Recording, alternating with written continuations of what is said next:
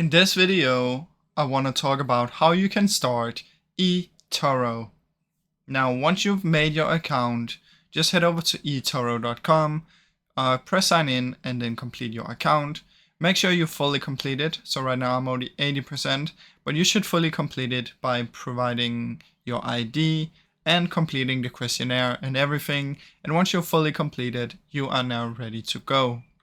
Then what you can do is your home button is just to the home screen.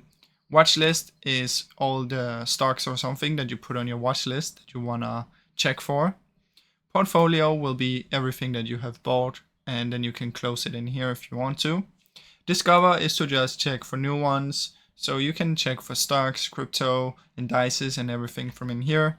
Wallet will be your wallet. So in here, they have this special feature called Copy Trader. This is what most people know eToro for. And what you can do is you can find someone in here. Let's say we want to do this guy. And we can simply copy him. Then we're going to copy his trades. And if he performs well, as you can see he does most of the time, then we're going to perform well as well. Now, that is the most basic on how you can use eToro.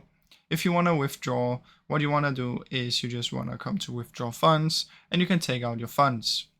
So if we head over to any stock, let's just go to Tesla. What we can do is we can go to the chart and we'll be able to see everything in here. Then you can simply press trade and you can buy how much you want to buy of Tesla shares. If you click on this one, it's going to say switch to virtual, not real, switch to virtual. It's going to give you a demo account, which I'm on right now. And that is how it works, guys. Now, I really hope you enjoyed this short video. If you did, please leave a like and subscribe, as it helps me out a ton. Thank you so much for watching.